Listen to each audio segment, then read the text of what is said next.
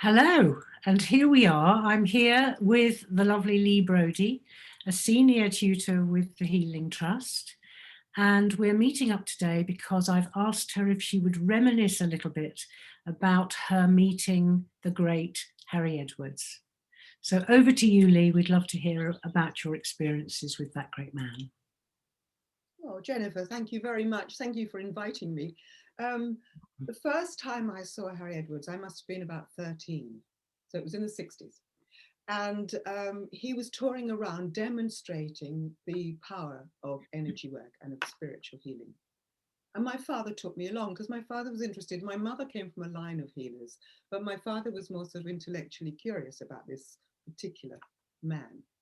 So we're in a hallway, in a big sort of hall with a stage, and Harry Edwards is standing on the stage. And the way he worked was he would ask somebody to come up, somebody who could really demonstrate the impact of healing. So he didn't choose somebody who was just sort of, oh, I feel better now, thank you, because that's not evidence to those who are watching. So the man who came up onto the stage was very skinny and he had terrible scoliosis, you know, and the spine is like a great S. So Yes, it was yes. up on one shoulder, up hunched like that and twisted underneath. And Harry asked if he would turn his back to the audience and take his shirt off, which he did very bravely. And it was a mess, you know, the spine, everything was just awful. Poor man, brave man. So Harry sort of looked at him, at the spine, and he rubbed his hands together because it made them warm. Mind you, his hands were always like toast, but still. He was being considerate. He thought, oh, well, man. And he just touched the man's spine. If I could sort of demonstrate, he just went along the vertebrae and brought all the way that it went. And then he looked a little bit longer and he did it again. And he went round and round and round and round. And then he just had this quiet moment. And he went back with both hands and he just pulled the vertebrae into a straight line. Wow. As if it was the easiest thing possible. He did it twice, just checking. And then he stroked down, just stroked down. And that was it. Now, I have to tell you that after the initial intake of breath in the hall, it was absolute silence. And I was right up the front with Daddy, right up close to the stage. And I remember looking and thinking, what have I just seen? I mean, this defies all laws of physics. I don't think I put it in those terms. I just thought, what on earth have I just witnessed? And I'm looking at my father and he's like, ooh, that's impressive. And so it went on. And then Harry said to the man, the wonderful guy who's standing there now with a straight spine, he said a few words about getting the exercises to get his muscles to support the spine. He didn't say anything like alignment. It was just like, you need to go to somebody who will help you build up your muscles. And thank you very much, sir. And next. Wow. And it was a massive impact on me. It was Yes, a massive impact. I can You know, imagine. this was no magic trick. This really happened. And of course, Harry Edwards went on to repeat and repeat miracles like that. Yeah. Yes. No hysteria, you know, no insisting on a belief system, just No. stand there, relax, and I will make it right. So that was what did it for me. And then we were abroad, my father's work, we were abroad. But when we came back to England, must have been about 20, my mother started working with Harry Edwards, and my father then took early retirement in order to be chair of the NFSH, the Healing Trust. And he was just inspired and awed by the work of Harry Edwards. And he'd been a man who'd worked, you know, in different countries, very high level, diplomatic, foreign office and all that. But Harry Edwards really, that Wow. really impressed him. It was wonderful. And I remember my mother coming back from working, the first time she went to work in the sanctuary at Barrows Lee, you know, the Harry had the sanctuary Yes, there. yes. And she was rather excited, she said, she's a bit excited. And she walked into the room and she thought they had some funny lighting on in the room because it was all violet. And she thought that's strange. And then she wondered if it was her eyes, you know, like, what am I seeing here? And as the session progressed, she realized that she was standing in Harry Edwards' aura. That this violet light with some silver sparkles in it was emanating from this unassuming, modest, good-humoured, guy, with the hands. She said, oh, it was just How amazing. close was she to him? Was she just, Oh, literally, or was he no, feet away? she was yards away, meters, I should say these days, a Meters. long way off, in the room. But she walked into the room and thought the room had funny lighting, so it wasn't that she got close. No, no, A no. lot of people like to get close to him. It did feel good to stand close to him. In fact, I like standing close to him when he called around or we went and saw him, and I never knew why. Yes. Well, to work out, why does it feel so good to stand near this man? Yes. I worked it out. The sensation was one of being completely forgiven. Nothing Goodness. specific, nothing, special that you should have said or done or not said or done. It wasn't that. It was just like a beautiful washing clean of anything a bit shadowy or silly or ignorant that you'd done. You just washed it out, and the sensation was forgiveness. So it was Goodness. beautiful. Yes. Yeah. And, all the healers who worked with Harry, their healing ability was strengthened and increased. Yes, I'm sure. I'm It sure. was like a group Yes. sensation, influence. Yes. So it was a great honor for them to be near him. Goodness. Yes. Well, clearly I didn't meet him, and I'm sad I didn't meet him. But just actually, I went to Borrosley, as I think you know, in October, and just walking into the building. I have been there once before, but this time I walked in, and the energy in the place is amazing, and I could just imagine that his presence, certainly, and his kindliness. And there are pictures of him, quite a few pictures of him there. And in fact, we've got pictures in the office of him as well. We've got framed pictures in the Healing Trust office.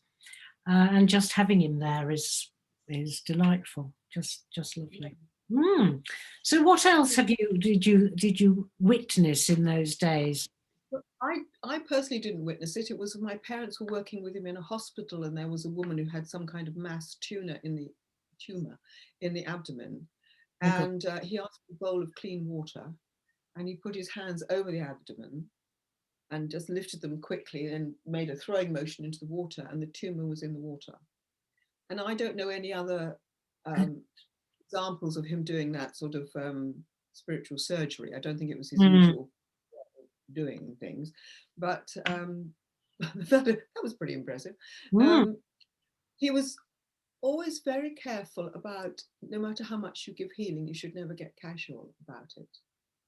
He was very determined about that. I think he must have witnessed people getting a bit blasé, like, oh yes, I've been doing it for years, and he honored it all the time, and he always insisted, I'm not doing this, he said. Yes. Yes. He kept that truth. Yes. So that's good. But people found that when their own healing increased, my mother gave a woman healing who'd been born blind, and she was now in her 30s, and the sight came back. And my mother insists that's only because Harry was standing nearby. Her sight came back, and which sounded wonderful, except she had to be sort of taught what she was looking at. But the one it impacted on was her guide dog, who went ballistic. I couldn't understand, I have all these responsibilities. And the dog became a complete juvenile delinquent.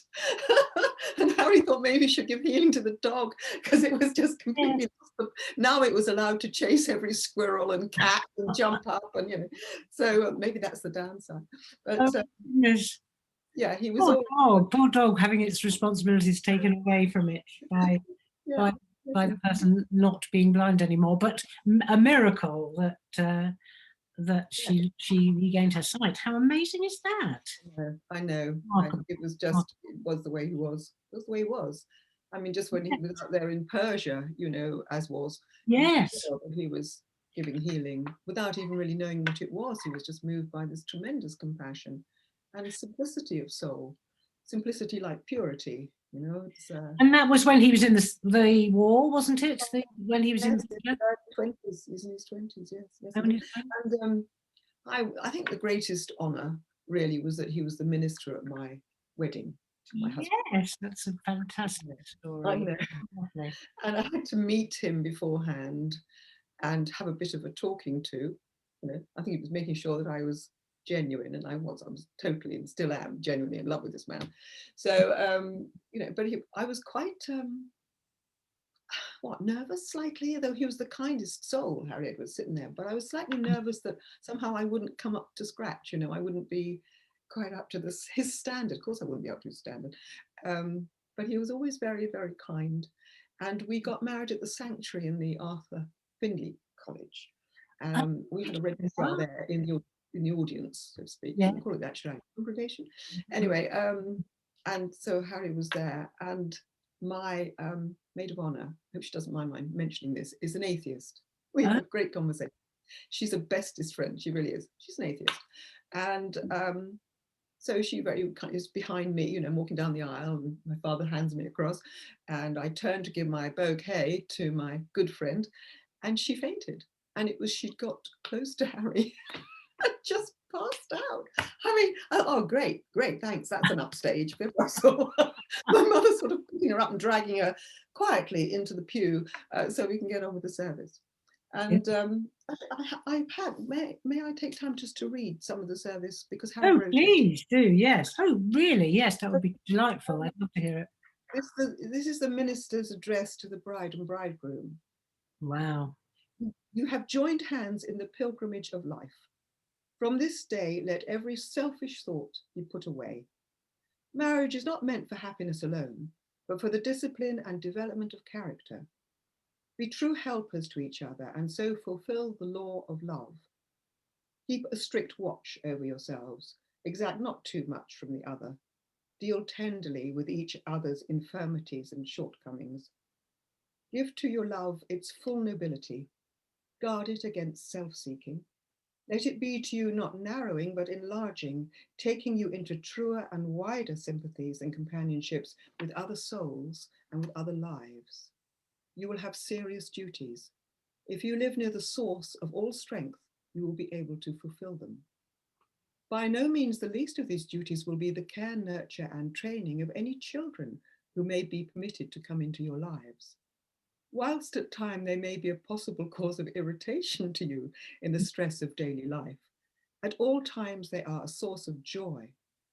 But whether in joy or anxiety, always remember that the young life is immeasurably and often permanently influenced by the treatment it receives from its elders. Your duty will be to exert a spiritually uplifting influence to them, that whilst you care for their physical well-being, you do not fail to help them in their preparation for the higher service in the realms of spiritual reality, which is the ultimate aim of each life. You will have your share of trial and sorrow, but if you bear it in the right spirit, it will yield you the blessings of courage, patience, and understanding. Let pure and faithful affection be the mainstay of your home, the bond of your peace, the consoler in your sorrow. And may the God of love and your spirit friends be with you for all time. Oh, that was amazing. Goodness, I'm nearly. You try standing. Wow. You try standing 3 feet away from Harry Edwards when he looks you in the eye and says that. I mean, I sort of think that's a good start to a marriage. Good start to a marriage, and clearly, well, I know that he's still around. Your husband is probably in the next room. My husband is still around, and he's wonderful. Yes, so yeah, that was very good. But wow, at the end of a service, everybody shakes the minister's hand. He stands by the door. Yes. Well, my family had a friend, a man who's they've known for many years, who was a great cynic. Anything was just showing you that you were weak in the head. If you believed in anything beyond the material world, fine. Yes. He also, the expression is, Jennifer, he also enjoyed ill health. It's a great expression, isn't it? Yes, it is. There were benefits to having a bit of a bad back. Anyway, so he's there in the congregation. He's invited, even though he will not believe a moment of it. And he's always quite vociferous about and critical about, things and people around him. So we all leave, shake the hands. And he was silent for 3 weeks. And my mother was starting to think there was something wrong, because this was not like him. until he approached her and he said, "What did that delete man do to me? Because I'm well." He was furious. He was furious. He didn't want to be well. All it took was a handshake. So, Goodness you know, me. never underestimate the power. I think probably, of course, it was the fact that this man's higher self was delighted that he should be well. That he should be well, and who wouldn't want to be well at all times? No. Goodness me. Sometimes there's Joy. benefits. Yeah. Fantastic. No. That's brilliantly. It's just lovely to hear those stories. He's such an ever-present presence, Harry Edwards, isn't he? Even though he passed over in 1976, he's still around. And well, yes, I just think what was a good example to me from a very young age was that, I was going to say there's no airs to him, but you know, he was so human. He was just like, I'm a guy, a bit of a sweet tooth, you know, he liked his biscuits, that sort of thing. It was very human, and just a human at the best they can be. yes, Made him such a clean and easy channel for yes, the love and the love to come through. So it was a good example. He wasn't having to go off and live up on a mountaintop, or, you know, yes. going to certain states, or he didn't distance himself from humanity at all. Didn't distance himself at all. He just was absolutely the best, and a great warmth to him. You know, Yes. if he kindly put his hand on your back as he talked to you, Wow. you know, yeah, Yes. that was wonderful. I have seen film footage. Actually, we've got some on the Healing Trust Facebook page, some film footage of him just talking. And he's just, certainly appears to be, just so normal and so easygoing and friendly. And no, there doesn't seem to be any side to him whatsoever. There was obviously clearly modesty there, and no airs of graces about him from what I could see. Just a lovely man. Yeah, he was a lovely man, and I think he kept it humble by knowing that he wasn't making the healing. You know, he was channeling it, but he didn't recognize just what a wonderful channel he was. And I mean, people just liked his company, whether they knew who he was or not. He was a popular person because people just felt well around him. I mean, I always feel, I tell my students, you know, we're all contagious. We all sort of infect those around us with our way of being, our personalities, our attitudes, our energy levels, and so on. And he was just a powerhouse of love and forgiveness and compassion. And he did say that not everybody, you know, got well, because it wasn't their soul's journey. It wasn't the soul's journey. But he just, yeah. Wow. Wonderful man. Lucky me. And lucky you. Yes, I'd have loved to have met you. Hey. Of course, I wasn't going to have anything to do with healing. You appreciate that, don't you? And you got swept in and infected by the I did. presence, whatever it was. Oh, how fantastic. Lee, thank you so much. That's been absolutely delightful. I've heard some of your stories before, but I haven't heard some of those. And it's just a delight to see you and to just talk about this man and the influence that he's had on healing. Obviously, the Healing Trust wouldn't exist without him. Harry Edwards Healing Sanctuary wouldn't exist without him. And no doubt he's infected the world in different places. So it's just so nice. Actually, I should say that it's the 75th anniversary this year, apparently, of Burrows Lee, which is the Harry Edwards Healing Sanctuary. And then he founded the NFSH, now known as the Healing Trust. He founded that a little bit later. I think we've got 3 years to catch up, or anyway, whatever. It's, yes, I think it'll, in 3 years or so, it'll be our 60th anniversary. So there we go. Or maybe it's more. Not to worry. Good. I shall let you, Billy. Thank you for letting us come into your lovely room while having this conversation, and see you again soon. Yes, you will. Thank you, Jennifer. Take care. Take care.